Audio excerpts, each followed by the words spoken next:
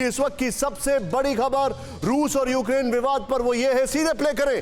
Tension के बीच रूस की सबसे बड़ी धमकी, कोई हमारी सीमा में आया तो सेना हमले के लिए तैयार। रूस के आर्मी चीफ का बड़ा बयान। यूएस सबमरीन की भी रूस के जल क्षेत्र में घुसपैठ की कोशिश।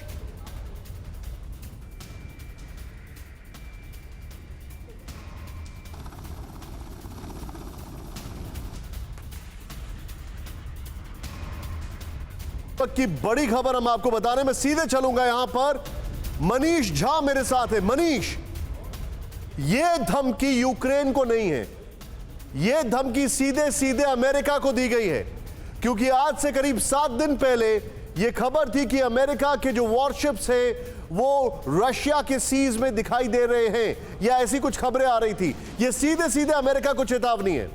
जी हाँ, बिल्कुल। देखिए, एक तरफ जहां रूस के राष्ट्रपति और अमेरिका के राष्ट्रपति के बीच 62 मिनट की बातचीत होती है, तो 48 घंटे भी नहीं बीतते हैं और 48 घंटे के बाद रूस के आर्मी चीफ की तरफ से यह बयान जारी किया जाता है कि अगर कोई हमारी सीमा पर आया तो हम उसे नहीं बख्शेंगे, हम उस पर हमला करेंगे। मतलब साफ है कि प्रेसिडेंट बाइडेन जो प्रेसिडेंट पुतिन को धमकाने के लिए कह रहे थे कि हम आपको नहीं बख्शेंगे, उसका जवाब पुतिन ने अपने आर्मी चीफ के थ्रू दिलवाया है, जहां पर साफ तौर पर यह कहा गया है कि अमेरिका, और आपने बिल्कुल सही कहा, क्योंकि यह धमकी यूक्रेन की है भी नहीं। अगर यूक्रेन देखे तो यूक्रेन तो बस ये धमकी यूक्रेन के पे स्केल के ऊपर की है।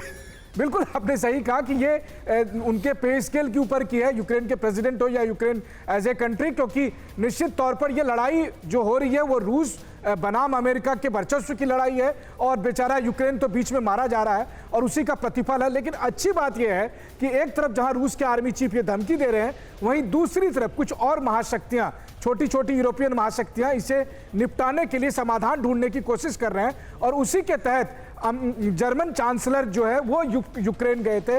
उन्होंने यूक्रेन के राष्ट्रपति से मुलाकात की है और अब जर्मन चांसलर रूस आने वाले हैं। बता रहे हैं मुझे, मैं सीधे चलूंगा यहां पर। जल सिन्हा, ये जो अभी खबर आई है, ये सीधे सीधे रशिया ने इंडिकेट किया है अमेरिका को। मेरे लिए इससे भी बड़ी खबर यह है, यह खबर आई है बाइडेन और पुतिन की मुलाकात के बाद।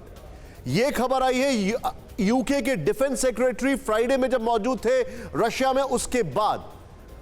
The battle lines are drawn, लेकिन बैटल लाइन्स में मुझे ऐसा लग रहा है कि जो बाइडेन फॉल्ट लाइन्स और ज्यादा बना रहे हैं। निशांत, आपने बैटलफील्ड को बहुत अच्छी तरह से पढ़ा है, और जो आपने जिस तरह से वर्णन किया है एकदम जमीनी हालात वही है। देखिए क्या हो रहा है, जियो स्ट्रेटेजिक शिफ्ट के अंदर में जियो स्ट्रेटेजिक वॉर का लाइन ड्रॉ हो रहा है। यूक्रेन में जो आप देख रहे हैं, कहीं ना कहीं ये साउथ चाइना सी में ताइवान से भी जुड़ा हुआ है। तो यदि आप इसको बड़े तौर पे देखें, जो अमेरिका चाह रहा है कि एक भाई प्रॉक्सी वो बना रहे, एक स्ट्रेटेजिक पावर अकेला, और वो स्पेस ना दे रशिया को, तो उसकी बहुत बड़ी फॉल्ट लाइन है। देखिए, रशियन प्रेसिडेंट पुतिन साहब ने बहुत अच्छी तरह इसको पढ़ा है और समय का चयन किया है, और जिस तरह से रशिया और चाइना साथ आए हैं 4 फरवरी के बाद, तो वो तो बहुत सिद्ध होंगे। देखिए, अमेरिका को ये ग्राउंड तो देना होगा कि आप रिटन गारंटी, क्या आप नाटो का विस्तार नहीं करेंगे, सीधा सा मामला है। आप यूक्रेन में नाटो का विस्तार नहीं करेंगे, जॉर्जिया में नहीं आएंगे, और रशिया यही चाहता है। और देखिए, यदि आपको अमेरिकन प्रैग्मेटिक है तो अमेरिका को इस तरह से कुछ करनी पड़ेगी। आज एक बहुत लेकिन मैं आपसे एक चीज समझना चाहूंगा, ये जो उन्होंने कहा है, अच्छा ये कहा है, और वो उस टाइम पर कहा है जब उनकी फौज पूरी तरीके से बॉर्डर पर तैयार है, और तब ये इस तरीके से इंडिकेट कर रहे हैं। ये हल्का स्टेटमेंट नहीं है।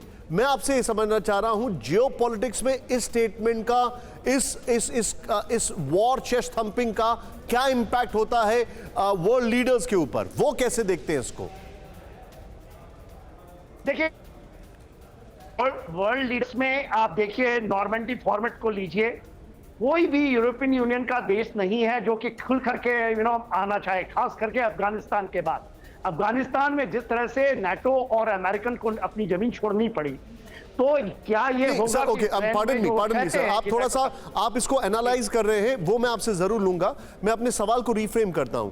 जो ये स्टेटमेंट आया है, इसका इंपैक्ट जो वर्ल्ड लीडर्स हैं, जो भी इससे किसी ना किसी लेवल पर एसोसिएटेड है, क्यों? क्योंकि ये स्टेटमेंट उनकी आर्मी की तरफ से आया है। इसका क्या इंपैक्ट आप उनके ऊपर देखते हैं, उनके साइकोसिस पर क्या देखते हैं?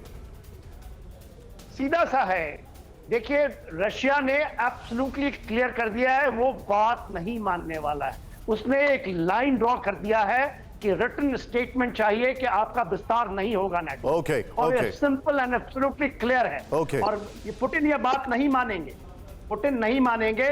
इनको देना होगा देर सवेर, क्योंकि यूक्रेन के फॉरेन मिनिस्टर का बयान सुनिए। Understood. वो कहते हैं हम फ्लेक्सिबल हैं। Point taken, sir. पहले वो कहते थे कॉन्स्टिट्यूशनल गारंटी है कि नेटो ज्वाइन करना है। Point taken. तो फ्लेक्सिबिलिटी लेनी पड़ेगी इनको।